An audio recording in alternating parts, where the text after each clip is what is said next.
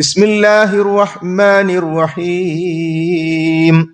ഖദ് അഫ്ലഹൽ മുഅ്മിനൂൻ അല്ലദീന ഹും ഫീ സ്വലാത്തിഹിം ഖാശിഊൻ. റബ്ബ് സുബ്ഹാനഹു വ തആലയുടെ നിയമനിർദ്ദേശങ്ങൾ ജീവിതത്തിന്റെ മുഴുവൻ മേഖലകളിലും പുലർത്തി പാലിച്ച് ജീവിക്കണമെന്ന് നമ്മെ ഏവരെയും ഓർമ്മപ്പെടുത്തുകയാണ്, വസിയ്യത്ത് ചെയ്യുകയാണ്. നമ്മുടെ സെഫുകളൊന്ന് ശരിയാക്കണം. കുട്ടികളൊക്കെ ഒന്ന് മുന്നോട്ടൊന്ന് ചാരിയിരിക്കുന്ന, ഊരവേദന ഇല്ലാത്തവരൊക്കെ ഒന്ന് നേരെ ഇരിക്കുക. ഊരവേദനയുള്ള പ്രായമുള്ളവർക്ക് വിഷയമല്ല, വളരെ പ്രധാനമാണ്. നമ്മുടെ ജുമാ എന്ന് പറയുന്നത് മലക്കുകളുടെ ദുആ നമുക്ക് കിട്ടുന്നതാണ്. സംസാരിക്കുന്ന സമയത്ത് സംസാരിക്കരുത് എന്ന് പോലും മറ്റൊരാളോട് പറയരുതെന്നാണ്. ആംഗ്യം കാണിക്കുക മാത്രമേ ചെയ്യാൻ പാടുള്ളൂ എന്നാണ് മഹാനായ നബി കരീം സല്ലല്ലാഹു അലൈഹി വസല്ലം നമുക്ക് പഠിപ്പിച്ചിട്ടുള്ളത്. ഒരു മനുഷ്യന് അവന്റെ ജീവിതത്തിൽ എത്ര ജുമാ മരണം വരെ കിട്ടുമെന്ന് നമുക്കറിയില്ല. ജീവിതത്തിലെ ഏറ്റവും വലിയ സമ്പാദ്യങ്ങളിൽ ഒന്നാണ് വെള്ളിയാഴ്ചത്തെ ജുമാ. അള്ളാഹു സ്വീകരിക്കുമാറാകട്ടെ. സൂര്യൻ ഉദിക്കുന്ന ദിവസങ്ങളിൽ ഏറ്റവും മഹത്തായ ദിവസം എന്ന് നബി കരീം സല്ലല്ലാഹു അലൈഹി വസല്ലം പഠിപ്പിച്ച ദിവസമാണ്. മാത്രമല്ല, സൂറത്തുൽ കഹ്ഫിന്റെ പാരായണം, നബി കരീം സല്ലല്ലാഹു അലൈഹി വസല്ലമയുടെ പേരിൽ സ്വലാത്ത് വർദ്ധിപ്പിക്കുക, പ്രത്യേകമായ കുളി, മലക്കുകൾ അവരുടെ ഏടുകൾ മടക്കി വെക്കുന്നതിനു മുമ്പ് ഖതീബ് മിമ്പറിന്റെ മുകളിൽ കയറി സദസ്സിലുള്ളവർക്ക് സലാം പറയുന്നതോടുകൂടി മലക്കുകൾ അവരുടെ ഏടുകൾ മടക്കി വെക്കുമെന്നാണ്. അപ്പൊ എത്രയോ പ്രത്യേകതകൾ പറയപ്പെട്ട ദിവസമാണ് വെള്ളിയാഴ്ച എന്ന് പറയുന്നത്. നോമ്പ് കഴിഞ്ഞ് കുറച്ച് ആഴ്ചകൾ പിന്നിടുമ്പോ എല്ലാവരുടെയും ഇടയും മനസ്സിൽ ഇടയ്ക്കിടെ നോമ്പിനെ കുറിച്ച് ഓർമ്മ വരും. ഇത് സത്യവിശ്വാസികളുടെ ഒരു പ്രത്യേകതയാണ്. അങ്ങനെ ഓർമ്മ വരുമ്പോൾ അന്നത്തെ അധ്വാനങ്ങളും പരിശ്രമങ്ങളും ശ്രദ്ധയുമൊക്കെ ജീവിതത്തിൽ ഒന്ന് നിലനിന്നിരുന്നെങ്കിൽ എന്ന് ആഗ്രഹിക്കാത്തവർ ആരും ഉണ്ടാകില്ല. അതിന് അല്ലാഹു സുബ്ഹാനഹു വ തആല സത്യവിശ്വാസികൾക്ക് സ്ഥിരമായി തന്നെ ആ ശ്രദ്ധയും സൂക്ഷ്മതയും ജീവിതത്തിൽ നിലനിൽക്കാൻ അനുഗ്രഹമായി നൽകിയിട്ടുള്ള ഏറ്റവും പ്രധാനപ്പെട്ട ഇബാദത്താണ് അസ്വലാഹ് അഥവാ നമസ്കാരം എന്ന് പറയുന്നത്. സൂറത്തുൽ മുഅ്മിനൂന്റെ തുടക്കം തന്നെ ഖദ് അഫ്ലഹൽ മുഅ്മിനൂൻ, സത്യവിശ്വാസികൾ വിജയിച്ചിരിക്കുന്നു. പ്രഖ്യാപനം കഴിഞ്ഞു, തെരഞ്ഞെടുപ്പ് കഴിഞ്ഞ്. ചിലർ പറയും അത് വോട്ടെണ്ണാനൊന്നുമില്ല, ജയിച്ചു കഴിഞ്ഞു എന്ന് പറയും. അത് നാട്ടിലെ നമ്മുടെ അറിവനുസരിച്ചുള്ള ഒരു പ്രയോഗം. എന്നാൽ റബ്ബ് സുബ്ഹാനഹു വ തആലയുടെ പ്രയോഗം ഖദ് അഫ്ലഹൽ മുഅ്മിനൂൻ, ആര് വിജയിച്ചു? സത്യവിശ്വാസികൾ വിജയിച്ചിരിക്കുന്നു. അപ്പൊ എല്ലാവരും ശ്രദ്ധിക്കുക, എന്താ വിജയം പ്രഖ്യാപിച്ചല്ലോ. അത് തൊട്ടുടനെ അല്ലാഹു സുബ്ഹാനഹു വ തആല അവരുടെ ഒരു പ്രത്യേകത പറഞ്ഞു. അതാണ് ഇന്ന് നമ്മൾ പരിശോധിക്കുന്നത്. എന്താണ് വിജയിച്ചു കഴിഞ്ഞ സത്യവിശ്വാസികളുടെ പ്രത്യേകത? അല്ലദീനഹും, ആ സത്യവിശ്വാസികളുടെ പ്രത്യേകത അവർ നമസ്കാരത്തിൽ ഖുശൂ ഉള്ളവരാണ്. ഫീ സ്വലാത്തിഹിം, അവരുടെ നമസ്കാരങ്ങളിൽ ഖാശിഊൻ, ഖുശൂ ഉള്ള ആളുകളാകുന്നു. സഹോദരി സഹോദരന്മാരെ, എല്ലാവരുടെയും ജീവിതത്തിൽ ഒരാഗ്രഹമാണ്, എന്റെ നമസ്കാരം ഒന്ന് ശരിയാകണം. ഇത് ആഗ്രഹിക്കാത്ത പ്രാർത്ഥിക്കാത്ത ആരാണുള്ളത്? മാത്രമല്ല, ദീനിന്റെ പേരിൽ പരസ്പരം സ്നേഹിക്കുന്നവരോട് നമ്മൾ പങ്കുവെക്കുന്ന കാര്യങ്ങളിൽ ഒന്നാണ് എന്റെ നമസ്കാരത്തിൽ പല ചിന്തകളും വന്നുപോകുന്നു. അതൊന്ന് തഖ്വയോടുകൂടിയുള്ളതാകാൻ, ഖുശൂഓടുകൂടിയുള്ളതാകാൻ എന്നെല്ലാവരും ആഗ്രഹിക്കും. എന്നാൽ അല്ലാഹു സുബ്ഹാനഹു വ തആല വിജയിച്ച സത്യവിശ്വാസികളെ കുറിച്ച് പറഞ്ഞെടുത്ത് അവർ നമസ്കരിക്കുന്നവരാകുന്നു എന്നല്ല പറഞ്ഞത്. അവരുടെ നമസ്കാരങ്ങളിൽ അവർ ഖുശൂ ഉള്ളവരാകുന്നു, ഭയഭക്തിയുള്ളവരാകുന്നു എന്നാണ്. നോക്കൂ, നബി കരീം സല്ലല്ലാഹു അലൈഹി വസല്ലമക്ക് കൺകുളിർമ, കാണുമ്പോ കുളിർമ ഉണ്ടാവുക. അപ്പോ എന്തിനെ കാണുമ്പോഴാണോ കുളിർമ, അതിങ്ങനെ കണ്ടുകൊണ്ടിരിക്കാൻ ഇഷ്ടാവൂലേ? ആ കൺകുളിർമ ഉണ്ടാകുന്ന നബി കരീം സല്ലല്ലാഹു അലൈഹി വസല്ലമയുടെ ഇഷ്ടപ്പെട്ട പ്രവർത്തനങ്ങളിൽ ഒന്നാണ് നമസ്കാരം. നിസ്കരിക്കാൻ ഇഷ്ടമുണ്ടാവുക. നമ്മൾ ആലോചിക്കുക, നമുക്ക് നമസ്കരിക്കാൻ ഇഷ്ടമുണ്ടോ? ഇനി ഒരു അസറും കൂടി ഉണ്ട്, ഒരു 4-5 ചാക്ക് തലേന്ന് എടുത്തു വെക്കുന്ന പോലെ ചില ആളുകളുടെ സംസാരം. ഇനി ഒരു ഏഷ ഉണ്ട്, ഇനിയിപ്പോ വീട്ടിൽ പോയിട്ട് ഒരു ഏഷയും കൂടി നിർവഹിക്കാനുണ്ട്. ഇത് ഒരു നല്ല അടയാളമല്ല. മറിച്ച് സത്യവിശ്വാസികൾക്ക് നമസ്കാരം എന്ന് പറയുമ്പോ സന്തോഷമാണ് ഉണ്ടാകേണ്ടത്. അങ്ങനെ സന്തോഷം ഉണ്ടാകുന്നില്ലെങ്കിൽ അത് പരിഹരിക്കാൻ എളുപ്പമുണ്ട്. നമസ്കാരം എന്താണെന്ന് പഠിച്ചാൽ മതി. എന്താണ് നമസ്കാരം എന്ന് പഠിച്ചാൽ നമസ്കരിക്കാൻ നമുക്ക് ആഗ്രഹം വരും, സന്തോഷം വരും. നമസ്കാരം എന്ന് പറയുന്നത് റബ്ബ് സുബ്ഹാനഹു വ തആലയുമായുള്ള മുനാജാത്ത്, അഭിമുഖ സംഭാഷണമാണ്. നിസ്ഫ് എന്നാണ് ഹദീസിലെ പദപ്രയോഗം. പകുതിയും പകുതിയും. പകുതി നമ്മുടെ അടുത്തും പകുതി പടച്ചോന്റെ അടുത്തുമാണ്. സംഭാഷണം നടത്തുമ്പോ ഒരാൾ മാത്രമാണോ സംസാരിക്കുക? അല്ല, തിരിച്ചു സംസാരിക്കും. എന്നിട്ട് റസൂലുള്ളാഹി സ്വല്ലല്ലാഹു അലൈഹി വസല്ലം പറഞ്ഞു, അൽഹംദുലില്ലാഹി റബ്ബിൽ ആലമീൻ, ലോകരക്ഷിതാവായ അള്ളാഹുവിനാകുന്നു സർവസ്തുതിയും എന്ന് നിങ്ങൾ സൂറത്തുൽ ഫാത്തിഹയുടെ ഭാഗമായി പറയുമ്പോൾ അള്ളാഹു പറയും, ഹമദനി അബ്ദി, എന്റെ അടിമ എന്നെ സ്തുതിച്ചിരിക്കുന്നു. അർറഹ്മാനിർ റഹീം, പരമകാരുണ്യകനും കരുണാനിധിയുമായവൻ. ഇത് പറയും അല്ലാഹു പറയും, എന്റെ അടിമ എന്നെ പുകഴ്ത്തിയിരിക്കുന്നു.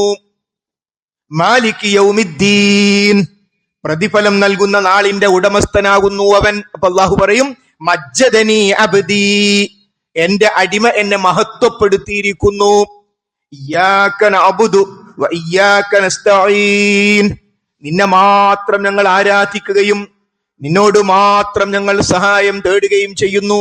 അല്ലാഹു പ്രഹാദ അതെന്ന് പറയുന്നത് ബൈനി വ ബൈനി അബ്ദിക്, അത് ഞാനും എന്റെ അടിമയും തമ്മിലുള്ള കാര്യമാണ്.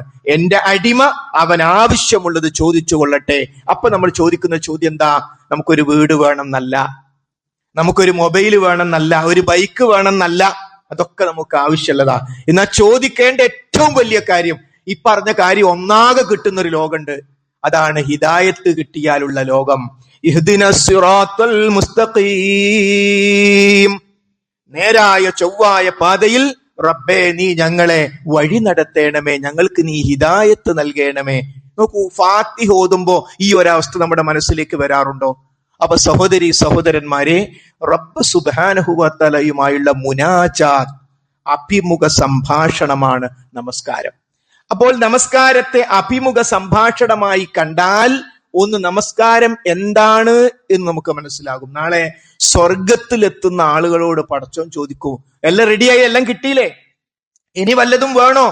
അപ്പൊ സത്യവിശ്വാസികൾ, പടച്ചോനെ എന്താ, നീ ഞങ്ങളെ നരകത്തുനിന്ന് രക്ഷപ്പെടുത്തിയില്ലേ, നീ ഞങ്ങളെ സ്വർഗത്തിലേക്ക് പ്രവേശിച്ചില്ലേ, ഇതിലും വലുത് ഞങ്ങൾക്ക് എന്താ വേണ്ടത്?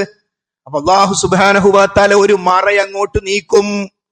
ആ മറ നീക്കിയാൽ റബ്ബിനെ കാണാം. സ്വർഗത്തിലെ ഏറ്റവും വലിയ സൗഭാഗ്യം, ഏറ്റവും വലിയ സന്തോഷം റബ്ബ് സുബ്ഹാനഹു വ തആലയെ കാണലാണ്. അള്ളാഹു നമുക്കതിന് തൗഫീഖ് നൽകുമാറാകട്ടെ. റബ്ബിനെ നേരിട്ട് കാണുക. ആ നേരിട്ട് കാണുന്ന റബ്ബ് നിസ്കരിക്കുമ്പോൾ നമ്മുടെ മുമ്പിലുണ്ട്. പക്ഷെ റബ്ബിനെ നമ്മൾ കാണില്ല, റബ്ബ് നമ്മളെ കാണും. ആ റബ്ബ് സുബ്ഹാനഹു വ തആലയോട് ആ റബ്ബ് നമ്മുടെ മുമ്പിലുണ്ട്. ആ റബ്ബിന്റെ മുമ്പിൽ നിന്നിട്ട് നമ്മൾ പറയാം, അല്ലാഹു അക്ബർ, പടച്ചോനെ നീ മഹാനാണ്, നീ അത്യുന്നതനാണ് എന്ന് നമ്മൾ വജ്ജത്ത് ഓതുകയാണ്. എന്നിട്ട് നമ്മൾ ഫാത്തിഹ ഓതുകയാണ്. അപ്പോ ഈ ഓതുന്നതിലേക്ക്, പറയുന്നതിലേക്ക് ശ്രദ്ധ കേന്ദ്രീകരിക്കാൻ സാധിച്ചാൽ നമസ്കാരം വിജയിച്ചു. അങ്ങനെ ശ്രദ്ധ കേന്ദ്രീകരിക്കണമെങ്കിൽ എന്താണ് പറയുന്നത് എന്നതിനെ കുറിച്ചുള്ള ബോധ്യം നമുക്കുണ്ടാകണം. അതുകൊണ്ട് നമസ്കാരം ഒരു സത്യവിശ്വാസിയുടെ ജീവിതത്തിൽ, മഹാനായ നബി കരീം സല്ലല്ലാഹു അലൈഹി വസല്ലം സ്വഹാബാക്കൾക്ക് പറഞ്ഞു കൊടുത്തു, നിങ്ങളുടെ വീടിന്റെ അടുത്തുകൂടി ഒഴുകിക്കൊണ്ടിരിക്കുന്ന ഒരു അരുവിയിൽ 5 നേരം നിങ്ങൾ കുളിച്ച് വൃത്തിയായാൽ പിന്നെ നിങ്ങളുടെ ശരീരത്തിൽ വല്ല അഴുക്കും ബാക്കിയാകുമോ? സ്വഹാബത്ത് ചോദിച്ച്, എന്താ നബിയെ ചോദിക്കാൻ, പിന്നെ എന്താ അഴുക്കുണ്ടാകാനാ? ഇതുപോലെയാണ് മനുഷ്യൻ 5 നേരം നമസ്കരിക്കുക എന്ന് പറഞ്ഞാൽ പാപങ്ങളിൽ നിന്ന് കഴുകി റബ്ബുമായുള്ള സുദൃഢമായ ബന്ധം ഉറപ്പിക്കുന്ന അവസ്ഥ. അതാണ് സ്വർഗത്തിൽ പോകാൻ ഒരു അമല് പറഞ്ഞു തരണം, അള്ളാഹുവിന് ഏറ്റവും ഇഷ്ടമുള്ള ഒരു അമല് പറഞ്ഞു തരണം എന്ന് നബി കരീം സല്ലല്ലാഹു അലൈഹി വസല്ലമയോട് സഹാബാക്കൾ പറഞ്ഞപ്പോൾ അവിടുന്ന് ഒരിക്കൽ പറഞ്ഞ മറുപടി, നിങ്ങൾ സുജൂദുകൾ വർദ്ധിപ്പിക്കുക എന്നതാണ്. സുജൂദ് എന്ന് പറഞ്ഞാൽ നമ്മുടെ ശരീരത്തിലെ 8 അവയവും പടച്ചോനെ നിനക്കാണ്, നിന്റെ മുമ്പിൽ, ലോകത്തൊരാളുടെയും മുമ്പിൽ ഒരു മുസ്ലിം തലകുനിക്കില്ല. അഥവാ ഒരാളുടെയും മുമ്പിൽ പടച്ചോന് മാത്രം കൊടുക്കേണ്ട ആരാധനയും പ്രാർത്ഥനയും നേർച്ചയും വഴിപാടും ഒന്നും ഒരു മുസ്ലിം കൊടുക്കില്ല. അപ്പൊ റബ്ബിന്റെ മുമ്പിൽ, നാം കാണാത്ത നമ്മളെ കാണുന്ന റബ്ബിന്റെ മുമ്പിൽ ആ സുജൂദ് വർദ്ധിപ്പിക്കുക.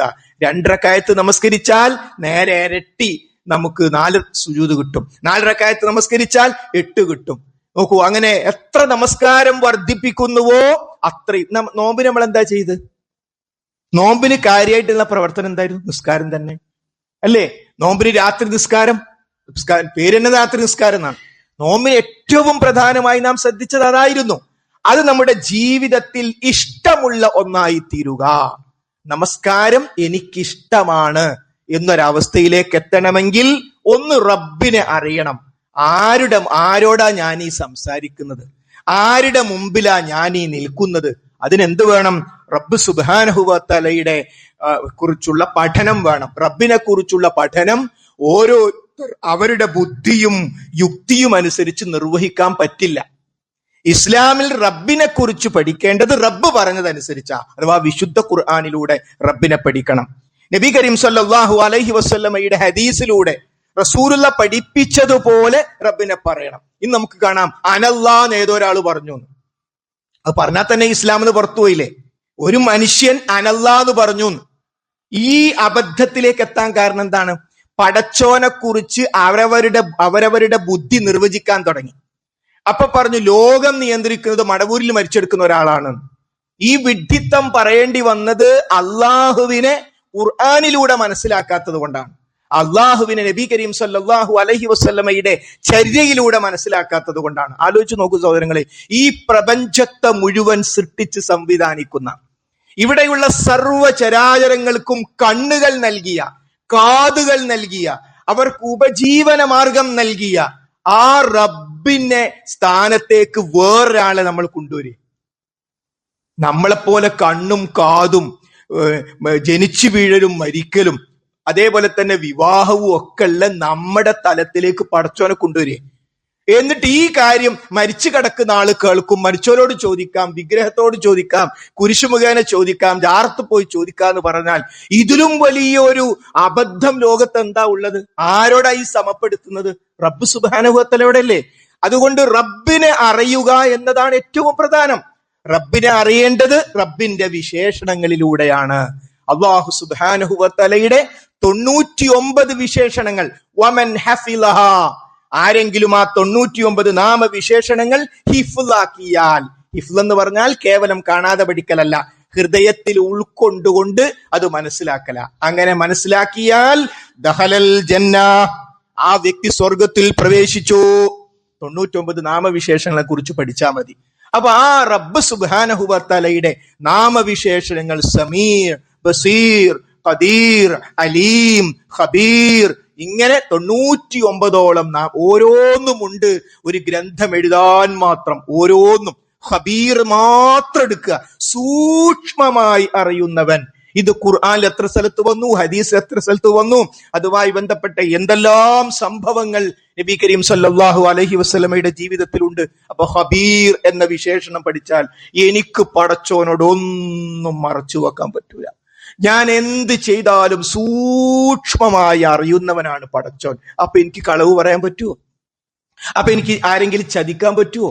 അപ്പൊ എനിക്ക് ആ മതിലിന്റെ അപ്പുറത്ത് പോയിട്ട് കഞ്ചാവ് വലിക്കാൻ പറ്റുമോ? എല്ലാം പടച്ചോൻ കാണും. അതെ, ബസീർ, എല്ലാം കാണുന്നവൻ, സമീ, എല്ലാം കേൾക്കുന്നവൻ. ഇങ്ങനെയുള്ള റബ്ബ് സുബ്ഹാനഹു വ തആലയുടെ വിശേഷണങ്ങളിലൂടെ റബ്ബിനെ പഠിച്ചാൽ ആ റബ്ബിന്റെ മുമ്പിലാണ് നമസ്കാരത്തിൽ ഞാൻ നിൽക്കുന്നത് എന്ന ബോധ്യം. അതുകൊണ്ട് സഹോദരി സഹോദരന്മാരെ, 1 നമസ്കാരത്തെ കുറിച്ചുള്ള ആഗ്രഹം, 2 ഖുശൂ ഉണ്ടാകണമെന്ന ആഗ്രഹത്തോടൊപ്പം അതിനു വേണ്ടിയുള്ള പ്രാർത്ഥന, 3 ഞാൻ എൻ്റെ റബ്ബിന്റെ മുമ്പിൽ നിന്ന് എന്താണ് റബ്ബിനോട് പറയുന്നത് എന്നതിനെ കുറിച്ച് നമ്മൾ പഠിക്കുക. എന്താ എൻ്റെ റബ്ബിനോട് ഞാൻ പറഞ്ഞുകൊണ്ടിരിക്കുന്ന ഈ കാര്യങ്ങൾ എന്ന്. അതോടൊപ്പം ആ റബ്ബ് സുബ്ഹാനഹു വ തആലയുള്ള മുനാജാത്തിൽ റബ്ബ് എന്നോട് തിരിച്ച് സംസാരിക്കുന്നുണ്ട്. നോക്കൂ, ഒരു അടിമ ഏറ്റവും കൂടുതൽ അള്ളാഹുവോട് അടുത്ത് നിൽക്കുന്നത് അവന്റെ സുജൂദിലാണ്. ആ സുജൂദിൽ നമുക്ക് എന്തും റബ്ബ് സുബ്ഹാനഹു വ തആലയോട് പ്രാർത്ഥിക്കാം, നമ്മുടെ ആവശ്യങ്ങളൊക്കെ റബ്ബിനോട് പറയാം. അതുകൊണ്ട് ഈ വിശേഷണം ഖദ് അഫ്ലഹൽ മുഅ്മിനൂൻ അല്ലദീനഹും ഫീ സ്വലാത്തിഹിം ഖാശിഊൻ. സത്യവിശ്വാസികൾ വിജയിച്ചു കഴിഞ്ഞിരിക്കുന്നു, അവർ നമസ്കാരത്തിൽ ഖുശൂ ഭയഭക്തിയുള്ളവരാണ്. ഇനി ആ നമസ്കാരത്തെ കുറിച്ച് തന്നെ വിശുദ്ധ ഖുർആൻ പറഞ്ഞത്, ഇന്ന സ്വലാത്ത കാനത് അലൽ മുഅ്മിനീന കിതാബം മൗഖൂതാ. തീർച്ചയായും നമസ്കാരം എന്ന് പറയുന്നത് സത്യവിശ്വാസികളുടെ മേൽ സമയം നിർണയിക്കപ്പെട്ട നിലയിൽ നിർബന്ധമാകുന്നു. ചില ആൾക്കാർ ഒരു നാടൻ സംസാരമുണ്ട്, നിസ്കരിച്ചാ പോരെ. ഉത്തരം, നിസ്കരിച്ചാൽ പോരാ. നിസ്കരിക്കാനല്ല ഖുർആൻ പറഞ്ഞത്. ഇന്ന സ്വലാത്ത കാനത് അലൽ മുഅ്മിനീന കിതാബം മൗഖൂതാ. തീർച്ചയായും നമസ്കാരം സത്യവിശ്വാസികളുടെ മേൽ സമയം നിർണയിക്കപ്പെട്ട നിലയിൽ. എന്തിനാ ഈ പള്ളി ഉണ്ടാക്കിയത്? ഈ പള്ളി ഉണ്ടാക്കിയത് ജുമാ നിസ്കരിക്കാൻ വേണ്ടി മാത്ര? ഈ പള്ളി ഉണ്ടാക്കിയത് പെരുന്നാൾ നിസ്കരിക്കാൻ വേണ്ടി അല്ല. അവിടെ ഒരു ബോർഡ് കാണാം നിങ്ങൾക്ക്, ലുഹർ, അസർ, മഗ്രിബ്, ഇശ. ബോർഡിൽ നോക്കൂ, കാണാൻ പറ്റും ഓരോ ജമാഅത്തിന്റെയും സമയം. അപ്പൊ ഇതിന്റെ അർത്ഥം എന്താ? നമസ്കാരം അത് ഇഖാമത്ത് ആകണമെങ്കിൽ, അത് സമയത്ത് നിർവഹിക്കണമെങ്കിൽ ജമാഅത്തായി നിർവഹിക്കണം. ശറഈയായ പ്രശ്നങ്ങളില്ലാത്ത വിശിഷ്യ പുരുഷന്മാർക്ക്, സ്ത്രീകൾക്ക് പള്ളിയിൽ വരൽ നിർബന്ധമല്ല, അത് സാധ്യമല്ല. എന്നാൽ മഹാനായ ഇമാം ഷാഫി റഹ്മത്തുള്ളാഹി പറഞ്ഞു, വെള്ളിയാഴ്ച ദിവസം സഹോദരിമാരെ, നിങ്ങൾ പെട്ടെന്ന് ളുഹർ നിസ്കരിക്കല്ല. നിങ്ങൾക്ക് ജുമയ്ക്ക് പോകാനുള്ള തടസ്സം മാറിക്കിട്ടിയാലോ നിങ്ങൾക്ക് ജുമയ്ക്ക് പോകാലോ. കഴിയുമെങ്കിൽ ജുമയ്ക്ക് പോകാണ് സ്ത്രീകളും വേണ്ടത്, പക്ഷെ അവർക്ക് നിർബന്ധമല്ല ഈ അർത്ഥത്തിൽ. അപ്പൊ അതുകൊണ്ട് പുരുഷന്മാർക്ക് വിശിഷ്യ നമസ്കാരം പള്ളിയിൽ മാത്രം. ഈ ടൗണിലുള്ള മുസ്ലിം സഹോദരങ്ങൾ എന്തുകൊണ്ട് ജമാഅത്തിൽ പങ്കെടുക്കുന്നില്ല? എന്തുകൊണ്ട് പങ്കെടുക്കുന്നില്ല? ശ്രമിച്ചു നോക്കിയിട്ടും സാധിക്കാത്തതാണോ? അത് പടച്ചോൻ ഇളവ് തന്നേക്കാം, പക്ഷെ അത് നിസ്കരിച്ചാ മതിയല്ലോ. ബാങ്ക് കൊടുത്തു കഴിഞ്ഞു, ഇനി അസർ വരെ സമയമുണ്ട്. ചില ആൾക്കാര് ന്യായാണ്. അവിടെയാണ് ഖുർആന്റെ മറുപടി, ഇന്ന സ്വലാത്ത കാനത് അലൽ മുഅ്മിനീന കിതാബം മൗഖൂതാ. തീർച്ചയായും നമസ്കാരം സമയം നിർണയിക്കപ്പെട്ട നിലയിൽ നിർബന്ധമാകുന്നു. അപ്പൊ ആ സമയത്ത് അത് നിർവഹിക്കണം. റസൂലുള്ളാഹിയോട് ചോദിച്ചു, അള്ളാഹുവിന് ഏറ്റവും ഇഷ്ടപ്പെട്ട അമൽ ഏതാണ്? അപ്പൊ റസൂലുള്ളാഹി പറഞ്ഞു, അസ്സലാത്തു ലിവഖ്തിഹാ. നമസ്കാരം അതിന്റെ വഖത്തിന് നിർവഹിക്കലാകുന്നു. അതുകൊണ്ട് നമ്മുടെ നമസ്കാരത്തിൽ ഒരു ക്രമം നമുക്കുണ്ടാകണം. സുബഹി നമസ്കാരത്തെ കുറിച്ച് നബി കരീം സ്വല്ലല്ലാഹു അലൈഹി വസല്ലം പറഞ്ഞു, മൻ സ്വല്ലാ സ്വലാത്ത സുബ്ഹ് ഫഹുവ ഫീ ദിമ്മത്തില്ലാഹ്. ആരെങ്കിലും സുബഹ് നമസ്കരിച്ചാൽ അവൾ അള്ളാഹുവിന്റെ സംരക്ഷണത്തിലാ. സുബഹി ജമാഅത്ത് കഴിഞ്ഞ് പോരലെത്തിയാലുണ്ടല്ലോ, രക്ഷപ്പെട്ടു. അള്ളാഹു തൗഫീഖ് ചെയ്യുമാറാകട്ടെ. അള്ളാന്റെ സംരക്ഷണത്തിലാ. സുബഹിയോ ഞാനാ ഏതോ ഒരു റമളാൻ കാലത്ത് ഇപ്പോ സുബഹി എണീറ്റ് ഓർമ്മയുള്ളൂ. പിന്നെ മൂപ്പർക്ക് സുബഹി എന്നെ ഓർമ്മല്ല. 6 മണി 7 മണിക്ക് എഴുന്നേൽക്കുന്ന മഹാന്മാരുണ്ട് ചില ആൾക്കാർ. എവിടെ കൈ കാത്തിക്കുന്നത്? ഖബറിലൊക്കെ ആ ശരീരം അങ്ങനെ ഇറക്കി വെക്കുന്ന ഒരു ദിവസം വരാൻ പോകുന്നുണ്ട്. അല്പം ഭാരമുണ്ടെങ്കിൽ കുറച്ച് 2 ആള് സഹായിച്ചിട്ട് വേണം ഖബറിലൊക്കെ ഇറക്കാൻ. അപ്പൊ പിന്നെ നിസ്കരിക്കാൻ പറ്റൂല. അതുകൊണ്ട് ആരോഗ്യമുള്ള മനുഷ്യന്മാര് ആ ആരോഗ്യമുള്ള സന്ദർഭത്തിൽ ഇതിനെക്കുറിച്ച് നന്നായി ആലോചിക്കണം.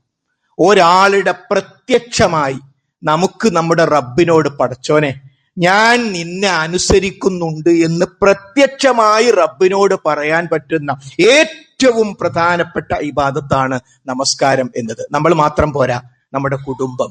രാവിലെ സന്ദർഭങ്ങളിൽ എല്ലാവരും എഴുന്നേൽക്കണം. വീട്ടിൽ ഒന്നിലധികം സ്ത്രീകൾ ഉണ്ടെങ്കിൽ അവർ ജമാഅത്തായി നിസ്കരിക്കട്ടെ.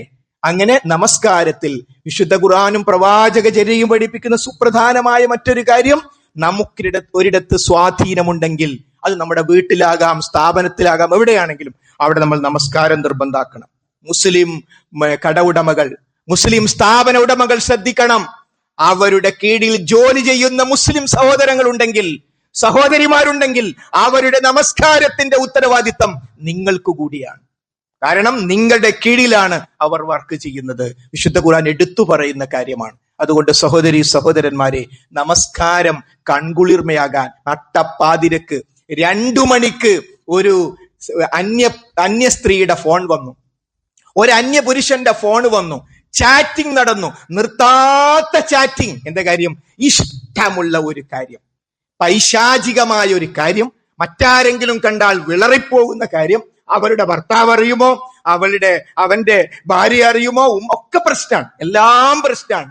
പക്ഷെ അങ്ങനെ ഒരു ചാറ്റിംഗ്, വൃത്തികെട്ട ഒരു ഏർപ്പാടിൽ എത്ര സമയം ചെലവഴിക്കും? എന്നാൽ അത് സ്റ്റോപ്പ് ചെയ്യണം. അതേ 2 മണിക്ക് നിർവഹിക്കാവുന്ന ഒരു കാര്യമുണ്ട്. അതേ 3 മണിക്ക് നിർവഹിക്കാവുന്ന ഒരു കാര്യമുണ്ട്. ലോകം മൊത്തം ഇറങ്ങുമ്പോ റസൂലുള്ള സുജൂദിലായിരുന്നു, ഭയങ്കര സന്തോഷത്തിലായിരുന്നു. ഒരു 2 സന്തോഷം നോക്കിയേ. ഒന്ന്, ഭാര്യയെ വഞ്ചിച്ച് ഭർത്താവിനെ വഞ്ചിച്ച് അവിവാഹിതയായ ഒരു ആണിനോട് പെണ്ണിനോട് ചാറ്റ് ചെയ്യുമ്പോൾ കിട്ടുന്ന വൃത്തികെട്ട സൗഖ്യം.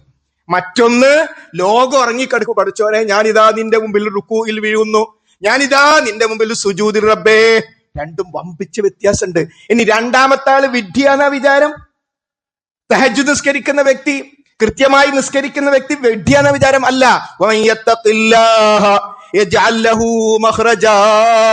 അല്ലാഹുവിനെ സൂക്ഷിച്ച് ജീവിക്കുന്ന മനുഷ്യന്മാർക്ക് അല്ലാഹ് അവരുടെ മാർഗങ്ങൾ തുറന്നു കൊടുക്കും.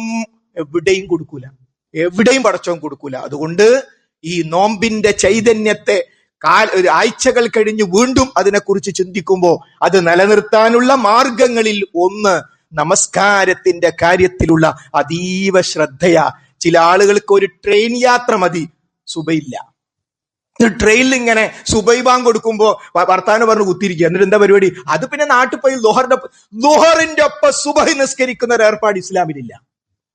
രാത്രി സുബഹി നിസ്കരിക്കുന്ന ഒരു ഏർപ്പാട് ഇസ്ലാമിലില്ല. നിങ്ങൾ ഏത് പണ്ഡിതന്മാരോട് ചോദിക്കുക. എന്നിട്ട് ഒരു വാക്കും കളായി. എന്ത് കള? കള എന്ന് പറഞ്ഞാൽ കഴിഞ്ഞു എന്നാണ് അർത്ഥം. സുബഹിയുടെ സമയം കഴിഞ്ഞാൽ സുബഹി കളയായി. ഉദാഹരണം 7 മണിയായി പോയി, കളായി, അപ്പൊ നിസ്കരിക്കണം. അപ്പൊ അതുകൊണ്ട് നമസ്കാരം അതിന്റെ സമയത്ത് നിർവഹിക്കാതിരിക്കാൻ മാനുഷികമായ 2 കാരണങ്ങളുണ്ട്. അത് ഇസ്ലാം അംഗീകരിച്ചതാണ്. ഒന്ന്, മറന്നു പോവുക. നമ്മൾ വുളു ചെയ്തു വരുന്നു, പെട്ടെന്നൊരു ഫോൺ വരുന്നു, ഒരു മരണവുമായി ബന്ധപ്പെട്ട ഫോണാണ്, അതിലേക്ക് ശ്രദ്ധിച്ചു, അങ്ങനെ നമ്മൾ വണ്ടിയെടുത്തു പോയി. ആ മയ്യത്ത് നിസ്കരിക്കുന്നതിന് പടച്ചോനെ എന്നാ സുബഹി നിസ്കരിച്ചിട്ടില്ലല്ലോ. കാരണം സുബഹി നിസ്കരിക്കാൻ വേണ്ടി വുളു ചെയ്ത് വരുമ്പോഴാണല്ലോ ഫോൺ, അപ്പോഴാണ് സുബഹി. എപ്പോഴാണോ ഓർമ്മ വരുന്നത് അപ്പോഴാണ് സുബഹി. ഒരാൾ രാത്രി വൈകി വന്ന് 2 മണിക്ക് കിടന്നുറങ്ങി അലാറം വെച്ചു, സുബഹി ജമാഅത്തിന് പോകാനാ അലാറം വെച്ച്, അലാറം അടിഞ്ഞു, അദ്ദേഹം അറിഞ്ഞില്ല. പെട്ടെന്ന് എഴുന്നേറ്റ് 6 മണി, പടച്ചോനെ ജമാഅത്ത് പോയല്ലോ, അപ്പയാണ് സുബഹി. ഈ 2 കാര്യങ്ങളല്ലാതെ, ഒന്ന് മറതി, മറ്റൊന്ന് ഉറങ്ങിപ്പോവുക, ഇത് രണ്ടല്ലാത്ത മറ്റു. അപ്പോ ട്രെയിന് സുബഹിയായാൽ നമ്മൾ വുളു ചെയ്തുകൊണ്ട് ട്രെയിനിലേക്ക് പോകണം, വുളു ചെയ്തുകൊണ്ട് പോകണം. മൊബൈൽ എടുക്കുക, ഇഷ്ടം പോലെ ആപ്പുകൾ ഉണ്ട്, അതിൽ നമുക്ക് കിട്ടും കിബില എങ്ങോട്ടാണ്. പരമാവധി അങ്ങോട്ട് തിരിഞ്ഞ് നിന്ന് നിസ്കരിക്കാൻ പറ്റിയ അവസ്ഥ ചില ട്രെയിനിൽ ഉണ്ടാകും. പ്രത്യേകിച്ച് കണ്ണൂരിൽ നിന്നൊക്കെ എക്സിക്യൂട്ടീവ് ഒക്കെ എടുക്കുമ്പോൾ ആരും ഉണ്ടാവില്ല, മുമ്പിലും പിമ്പിലും ഒക്കെ ഉഷാറായിട്ട് നിന്ന് നിസ്കരിക്കാൻ പറ്റും. അങ്ങനെ അവിടെ അല്ലെങ്കിൽ ഇരുന്ന് നിസ്കരിക്കുക. സുബഹി ട്രെയിനിൽ, പ്ലെയിനിൽ, ബസ്സിൽ എവിടെയാണ് ഉള്ളത് അവിടെ നിസ്കരിക്കണം. സുബഹി ഒരിക്കലും ലോഹറിലേക്ക് കൊണ്ടുവരാൻ പറ്റൂല, തലേ ദിവസം ഇശാക്കും കൊണ്ടുപോകാൻ പറ്റൂല. സമയത്ത് യുദ്ധരംഗത്ത് വിശുദ്ധ ഖുർആനിൽ കാണാം, യുദ്ധം ചെയ്തുകൊണ്ടിരിക്കുമ്പോ ചില സഹാബികൾ മുന്നോട്ട് നിന്ന് യുദ്ധം ചെയ്തു, ബാക്കിയുള്ളവർ പിന്നിന്ന് ജമാഅത്തായി നിസ്കരിച്ചു. എവിടുന്ന്? യുദ്ധത്തിൽ. എന്നിട്ടാ ഈ നിസ്കാരം ഒഴിവാക്കുന്നത് ന്യായങ്ങൾ പറഞ്ഞുകൊണ്ട്. ചില ആളുകൾക്ക് ആശുപത്രി അഡ്മിറ്റ് ചെയ്ത പിന്നെ നിസ്കാരത്തിൽ ലീവാ. ഇനി ആകെ ഇവിടെ ആശുപത്രിന്റെ ഒരു വാസനൊക്കെ, ഇതൊക്കെ കഴിഞ്ഞിട്ട് വീട്ടിലെത്തൂന്ന് ആര് പറഞ്ഞു? കിടക്കുന്നത് ആശുപത്രിയിലാ. ഒരൊറ്റ വക്ത് നിസ്കരിക്കാതിരിക്കാൻ പുരുഷന്മാർക്കോ സ്ത്രീകൾക്കോ ഒരു ഉപാധിയുമില്ല സഹോദരങ്ങൾ, ഒരു ഒഴിവുമില്ല. അതുകൊണ്ട് നമസ്കാരത്തിന്റെ കാര്യത്തിൽ, അതുകൊണ്ട് നമ്മൾ യാത്രക്കാരുടെ നിസ്കാരം പഠിക്കണം. അരമണിക്കൂർ മതി. അതേപോലെ രോഗിയുടെ നിസ്കാരം നമ്മൾ പഠിക്കണം. ഒരു രോഗിന്റെ അടുത്ത് പോയാൽ നമ്മൾ ചോദിക്കേണ്ട ഒരു കാര്യമാണ്, വാപ്പാന്റെ നിസ്കാരം എങ്ങനെയാ? അപ്പൊ നിസ്കരിക്കലില്ല, അങ്ങനെ പറ്റൂല, ഈ കിടത്തത്തില്ല, അങ്ങനെ തേമം ചെയ്താൽ മതി. ഒരു നല്ല പ്രതലം നമ്മുടെ കൈ ഇങ്ങനെ അടിച്ചാൽ മതി, അല്ലെ ചുമരുമല്ല അടിച്ചാൽ മതി. പറഞ്ഞു കൊടുക്കണം സഹോദരന്മാരെ. അപ്പൊ അതുകൊണ്ട് നമസ്കാരത്തിന്റെ കാര്യത്തിൽ വിട്ടുവീഴ്ച പറ്റില്ല. പരലോകത്തെത്തിയാൽ സത്യവിശ്വാസികളുടെ വിചാരണയുടെ ആദ്യ വിഷയം നമസ്കാരമാണ്. അതുകൊണ്ട് നമസ്കാരത്തെക്കുറിച്ചുള്ള അതീവ ശ്രദ്ധ, അതിനെക്കുറിച്ച് സ്വയം ആലോചിക്കുക. എനിക്കിപ്പോ ഈ 5 വക്ത് ജമാഅത്ത് കിട്ടുമോ? ഒന്ന് ശ്രമിച്ചു നോക്കുക. ശ്രമിക്കുന്നതിന് നികുതിയൊന്നും കൊടുക്കണ്ടല്ലോ, കിട്ടുമോ? ഓരോരുത്തരും ശ്രമിക്കുക. അല്ലെ, സുബൈന്റെ കാര്യം പറഞ്ഞല്ലോ, എന്താ എനിക്ക് സുബൈ ജമാഅത്തിനൊന്ന് പള്ളിയിൽ പോയാൽ? ചില ആൾക്കാർ പിന്നെ ബൈക്ക് എടുക്കുമ്പോൾ പറയും പള്ളിയിൽ പോകാൻ, വേറെ ചില ആൾക്കാർ കാർ എടുക്കുമ്പോൾ പറയും, വീടിനാക്കുമ്പോൾ പറയും പള്ളിന്റെ അടുത്താണ്. അത് മാത്രം അവസാനം നടക്കൂല, പള്ളിയിൽ പോലും മാത്രം നടക്കൂല. അതുകൊണ്ട് അതല്ലേ നടക്കേണ്ടത്. അതുകൊണ്ട് അല്പം ത്യാഗം ശ്രമിച്ചും, ചില പണ്ഡിതന്മാർ വിശദീകരിക്കുന്നു, നിസ്കാരം ഒരു ജിഹാദാണ്. നിസ്കാരം ശരിക്ക് റബ്ബ് സുബ്ഹാനഹു വ തആല ഓർത്തും പ്രാർത്ഥനകളും കാര്യങ്ങളൊക്കെ ചൊല്ലിയും അത് കൃത്യമായി നിർവഹിക്കൽ ഒരു ജിഹാദാണ്. അതുകൊണ്ട് ആ ജിഹാദ് നമ്മൾ മരണം വരെ അള്ളാഹു നമുക്ക് നൽകിയിട്ടുള്ള ആ ഒരു അനുഗ്രഹത്തെ നെഞ്ചോട് ചേർത്ത് ഏറ്റവും നല്ല നമസ്കാരക്കാരാകാൻ നമ്മയും നമ്മുടെ കുടുംബത്തെയും അല്ലാഹു സുബ്ഹാനഹു വ തആല അനുഗ്രഹിക്കുമാറാകട്ടെ.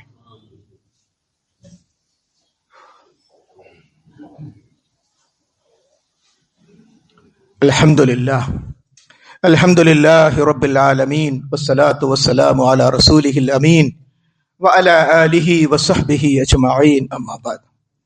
റബ്ബ് സുബ്ഹാനഹു വ തആലയുടെ നിയമനിർദ്ദേശങ്ങൾ ശ്രദ്ധിക്കണം, സൂക്ഷിക്കണമെന്ന് ഒരിക്കൽ കൂടി ഓർമ്മപ്പെടുത്തുകയാണ്. സഹോദരി സഹോദരന്മാരെ, കേരളത്തിൽ ഇന്നലെ പോളിംഗ് കഴിഞ്ഞു. ഓരോ ബൂത്തിലും ഓരോ നിയോജക മണ്ഡലത്തിലും ആര് ജയിക്കും, ഓരോ ബൂത്തിലും എത്ര വോട്ട് ഓരോ സ്ഥാനാർത്ഥിക്കും കിട്ടും, കാര്യകാരണ സഹിതം പല സർവേകളും ഇന്ന് വന്നു, നാളെയും വരും. എന്നാൽ കൃത്യമായ എണ്ണം പറയാൻ പറ്റുന്ന ആരെങ്കിലും ഈ ലോകത്തുണ്ടോ? ഓരോരുത്തർക്കും ഇത്ര വോട്ട് കിട്ടും, ഇത്ര സീറ്റ് ഇവിടുത്തെ മുന്നണികൾക്ക് കിട്ടുമെന്ന് കൃത്യമായി പറയാൻ, പ്രവചിക്കാൻ പറ്റും. കാര്യകാരണം സർവേ എന്ന് പറഞ്ഞാൽ എന്താ? ജനങ്ങളോട് സംസാരിച്ച് അവരുടെ ഫോൺ സ്വീകരിച്ച് അവരുടെ അഭിപ്രായം സ്വീകരിച്ച് അത് കാര്യകാരണ സഹിതമാണ്, അല്ലാതെ സാധിക്കുമോ? എന്നാൽ ലോകത്ത് ഒരാളും ആ മറഞ്ഞു കിടക്കുന്ന, ആ പെട്ടിയിൽ കിടക്കുന്ന ആ ഇലക്ട്രോണിക് മെഷീനിൽ ഒരു ബട്ടൺ അമർത്തിയാൽ ടോട്ടൽ എന്ന് വരുന്ന ഒരു സ്ഥലത്തുള്ള ആ ടോട്ടൽ അറിയുന്ന ഒരാളും ലോകത്തില്ല, പടച്ചവനല്ലാതെ.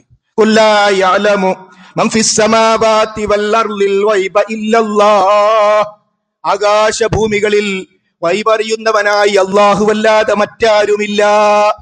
അതുകൊണ്ട് റബ്ബിന്റെ ഏറ്റവും പ്രധാനപ്പെട്ട വിശേഷണങ്ങളിൽ ഒന്നാണ് ഗൈബ് അറിയുന്നവൻ, മറഞ്ഞ കാര്യങ്ങൾ അറിയുന്നവൻ റബ്ബ് സുബ്ഹാനഹു വ തആല മാത്രമാണ്. മഹാനായ നബി കരീം സ്വല്ലല്ലാഹു അലൈഹി വസല്ലമയെ വിഷം കൊടുത്തു കൊല്ലാൻ ശ്രമിച്ചവരാണ് ജൂതന്മാർ. ഇന്ന് ലോകത്ത് എക്കാലഘട്ടത്തിലും സമൂഹത്തിന് ദ്രോഹമുണ്ടാക്കുന്ന ഗൈരിൽ മഗ്ദൂബി അലൈഹിം എന്ന് നമ്മൾ പ്രാർത്ഥിക്കുമ്പോൾ അതിന്റെ പ്രധാന ഉദ്ദേശ്യം ജൂതന്മാരാണെന്ന് നബി കരീം സല്ലല്ലാഹു അലൈഹി വസല്ലം പഠിപ്പിച്ചു. ഒരു ജൂത സ്ത്രീ നബി സല്ലല്ലാഹു അലൈഹി വസല്ലമയാകുന്ന നിഷ്കളങ്കനായ ലോകത്തിന്റെ പ്രവാചകന്റെ അടുത്ത് ഒരു ഭക്ഷണം കൊണ്ട് കൊടുക്കുകയാണ്. ജൂതന്മാരെ ഭക്ഷണം ഞാൻ കഴിക്കൂല എന്ന് റസൂലുള്ള പറഞ്ഞില്ല. മനുഷ്യരൊക്കെ മനുഷ്യന്മാരാ. ജൂതന്റെ ജഡശരീരം കൊണ്ടുപോകുമ്പോ റസൂൽ എഴുന്നേറ്റ് നിന്നു. അള്ളാന്റെ റസൂലെ, അത് ജൂതനല്ലേ? ജൂതനാണെങ്കിലും അതൊരു മനുഷ്യനല്ലേ? റസൂലുള്ളാഹിയുടെ ചോദ്യം. ഞാനിവിടെ അള്ളാന്റെ പ്രവാചകനായി ഉണ്ടായിരിക്കെ ഓൻ ജൂതനായി മരിക്കേണ്ടി വന്നല്ലോ, ഓൻ ആ സന്ദേശം കിട്ടിയില്ലല്ലോ എന്ന പ്രയാസവും അവിടുന്ന് രേഖപ്പെടുത്തി. അപ്പോ ആ ജൂത സ്ത്രീ റസൂലുള്ളാഹിക്ക് കൊടുത്ത ആ മാംസത്തിന്റെ ഉള്ളിൽ വിഷം പരട്ടി. ഒപ്പം സ്വഹാബത്തുമുണ്ട്. അവർ ചിലർ അത് കഴിച്ചു. റസൂലുള്ളാഹി കഴിക്കാൻ പോവാൻ. അപ്പോ മലക്ക് ജിബ്രീൽ വന്നു. അരുത് നബിയെ, അരുത്, അരുത്, നിങ്ങൾ കഴിക്കരുത്. അതിന്റെ അർത്ഥം എന്താ? പറ്റിച്ചുകൊണ്ട് റസൂലുള്ളാഹിയുടെ മുമ്പിലേക്ക് വിഷം ആ മാംസത്തിന്റെ ഉള്ളിൽ പരട്ടി കൊടുക്കും. എന്നോടാ മോനെ കളി, അതിന്റെ ഉള്ളിൽ വിഷമുണ്ട് റസൂലുള്ളാഹി പറഞ്ഞോ? ഇല്ല, റസൂലുള്ളാഹിക്ക് അറിയില്ല. കുല്ലാ യഅലമു മൻ ഫിസ് സമാവാതി വൽ അർളിൽ ഗൈബ ഇല്ലല്ലാഹ്. ആകാശഭൂമികളിൽ വൈബറിയുന്ന അല്ലാഹു വല്ലാതെ മറ്റാരുമില്ല എന്ന് അള്ളാന്റെ റസൂൽ നമുക്ക് ഓതി തന്നത്. അപ്പൊ അള്ളാഹ് അറിയിച്ചു കൊടുക്കുക ജിബ്രീൽ അലൈഹിസ്സലാം മുഖേന, നബിയെ കഴിക്കരുത്, അതിൽ വിഷമുണ്ട് എന്നാ. മറ്റേ സഹാബികൾ മരണപ്പെട്ടു എന്നാ, ഷഹീദായി എന്നാണ്. അപ്പൊ സഹോദരങ്ങളെ, നമ്മുടെ നാട്ടില് സർവ അന്ധവിശ്വാസവും കെട്ടിപ്പടുത്തത് ഒരു തറന്റെ മോള. ആ തറ എന്താണെന്നറിയോ? പടച്ചോനല്ലാത്തവർക്ക് വഴി പറയാൻ, പടച്ചോനല്ലാത്തവർക്ക് മറഞ്ഞ കാര്യം അറിയാം. അതിന്റെ മോള ഈ ജാറുണ്ടായി വന്നത്. അതിന്റെ മോള നമ്മളെ നാട്ടിലുള്ള സകല അന്ധവിശ്വാസവും കെട്ടിപ്പടുത്തത് അതിന്റെ മുകളിലാ. നോക്കൂ, യാക്കൂബ് നബി അലൈഹിസ്സലാം വർഷങ്ങളോളം അദ്ദേഹം അവിടത്തേക്ക് കണ്ണ് കാണുന്നില്ല. എന്താ വിഷയം? സ്വന്തം രണ്ട് തരത്തിലുള്ള സഹോദരങ്ങൾ യൂസുഫ് നബി അലൈഹിസ്സലാമിനെ വിട്ടുതരാൻ വേണ്ടി പറയാണ്. ഞങ്ങൾ കൊണ്ടുപോയി പറഞ്ഞു, ഞങ്ങൾ കൊണ്ടുപോകണ്ട, ഒറ്റപ്പെടുമ്പോ ചെന്നായ പിടിക്കാം. അങ്ങനെ കൊണ്ടുപോയി കിണറ്റിലിട്ടു. അങ്ങനെ വർഷങ്ങളോളം അവിടുന്ന് കാഴ്ച നശിച്ചവനായി. അപ്പോ യൂസുഫിന് പറയാ, ഞാനിങ്ങനെ കാണുന്നുണ്ടായിരുന്നു നിങ്ങൾ ഇങ്ങനെ പോകുന്നത്, എന്നിട്ട് നിങ്ങൾ ഇങ്ങനെ ആ കുട്ടിനെ കിണറ്റിലിടുന്നത് ഞാൻ കാണുന്നുണ്ടായിരുന്നു പറഞ്ഞോ? ഇല്ല. കാലങ്ങൾ കഴിച്ച ശേഷം ഖുർആൻ പറയാണ്, യൂസുഫ് നബി അലൈഹി ഇസ്ലാം അവിടുത്തെ വസ്ത്രം കൊടുത്ത് നിങ്ങൾ ഉപ്പാന്റെ മുഖത്തിടണം. അപ്പൊ മുഖത്തിട്ടപ്പോ കാഴ്ച കിട്ടി. നോക്കൂ, അപ്പൊ സഹോദരങ്ങളെ, പ്രവാചകന്മാരെക്കാൾ വലിയ ഔലിയാക്കന്മാരോ, അള്ളാന്റെ റസൂലിനേക്കാൾ വലിയ ഔലിയാക്കന്മാരോ? അതുകൊണ്ട് നാം നന്നായി ശ്രദ്ധിക്കുക. ഗൈബ് അറിയുന്ന അല്ലാഹ് മാത്രമാണ്. നമ്മൾ പറയുന്നത് ഖബറിൽ മരിച്ചു കിടക്കുന്ന ആള് കേൾക്കുന്നു വിശ്വസിച്ചിട്ടില്ലെങ്കിൽ ഖബറിന്റെ അടുത്ത് പോവോ? ഖബറിന്റെ അടുത്ത് പോകണം, ഖബറാളികൾക്ക് വേണ്ടി പ്രാർത്ഥിക്കാനും നമുക്ക് പരലോകത്തെക്കുറിച്ച് ഓർമ്മ ഉണ്ടാകാനും. എന്നാൽ തെക്കി ബസാറിലെ ആ അമ്പലങ്ങളിലൊക്കെ കൊളുത്തുന്നത് പോലെ ആ ജന്നത്തിരി കൊളുത്തുന്ന ആ ജാറത്തിൽ പോയി പർദ്ദയിട്ട സ്ത്രീകൾ, പള്ളിയിൽ വന്ന ആകാശം ഇടിഞ്ഞൊളിഞ്ഞു വീഴും, പക്ഷെ വരാൻ പറ്റൂല, എന്നാൽ ജാറത്ത് പോവാം, ഒരു പ്രശ്നവുമില്ല. അവിടെ പോയിട്ട് പ്രാർത്ഥിക്കുന്ന സഹോദരിമാർക്ക് ആ ജാറത്തിൽ മരിച്ചു കിടക്കുന്ന ഷെയ്ഖ് ഞാൻ പറയുന്നത് കേൾക്കുന്നു വിശ്വസിച്ചാലല്ലേ അവിടെ പോകാൻ പറ്റുള്ളൂ, അല്ലെ വെറുതെ പോകാൻ പറ്റുമോ? അപ്പൊ സഹോദരങ്ങളെ, ഇതാണ് ബഹുദൈവ വിശ്വാസം. അള്ളാന്റെ മാത്രം കഴിവാണ് എല്ലാം കേൾക്കുക. ആ 6 അടി മണ്ണിനുള്ളിൽ കിടക്കുന്ന മനുഷ്യൻ അത് കേൾക്കില്ല. എല്ലാം കേൾക്കുന്നവൻ അള്ള മാത്രം, എല്ലാം കാണുന്നവൻ അള്ള മാത്രം. അവിടെയാണ് പങ്കു ചേർക്കപ്പെട്ടത്. അതുകൊണ്ട് സഹോദരി സഹോദരന്മാരെ, ലോകത്തിന്റെ സൃഷ്ടാവായ റബ്ബിന്റെ കഴിവുകൾ റബ്ബല്ലാത്തവർക്ക് വകവെച്ചു കൊടുക്കുന്ന ഈ മഹാ അബദ്ധത്തെ, അതിനാ ഞാൻ ഉദാഹരണം പറഞ്ഞത്. ലോകത്തൊരൊറ്റ കുട്ടി പറയട്ടെ, 140 മണ്ഡലം, അതിൽ ഇത്ര ബൂത്ത്, ഓരോ ബൂത്തിലും ഇതാ ഇത്ര വോട്ട് എന്നാക്കുന്നത് ഒരൊറ്റ കുട്ടിക്ക് പറയാൻ പറ്റില്ല. നമ്മുടെ അറിവും കഴിവും അനുസരിച്ചുള്ള പ്രവചനങ്ങൾ മാത്രം അത് കാര്യകാരണ സഹിതമാണ് താനും. അതുകൊണ്ട് പറയുന്നവൻ അള്ളാഹു മാത്രം എന്ന അടിത്തറയിൽ ഒരു തകരാറും വരാതിരിക്കാൻ നമ്മൾ ഓരോരുത്തരും ശ്രദ്ധിക്കുക. അള്ളാഹു സുബ്ഹാനഹു വ തആല ലാ ഇലാഹ ഇല്ലല്ലാഹ് മുഹമ്മദ് റസൂലുള്ളാഹി എന്ന കലിമത്ത് തൗഹീദിന്റെ ഇരുവശവും യഥാവിധി പഠിച്ചും മനസ്സിലാക്കിയും ഉൾക്കൊണ്ടും മുന്നോട്ട് പോകാനും അവസാനം മലക്കുകളുടെ കാരുണ്യത്തിന്റെ മലക്കുകളുടെ സാന്നിധ്യത്തിൽ ലാ ഇലാഹ ഇല്ലല്ലാഹ് എന്ന് ചൊല്ലിക്കൊണ്ട് ഈ ലോകത്തോട് വിട പറയാൻ സാധിക്കുന്ന വിശ്വാസിനികളിൽ അള്ളാഹു നമ്മെ എല്ലാവരെയും ഉൾപ്പെടുത്തി അനുഗ്രഹിക്കുമാറാകട്ടെ. വന്നുപോയ തെറ്റുകളും കുറ്റങ്ങളും റബ്ബ് സുബ്ഹാനഹു വ തആല നമുക്ക് വിട്ടുപുറത്ത് മാപ്പാക്കി തരുമാറാകട്ടെ. പല സഹോദരങ്ങളും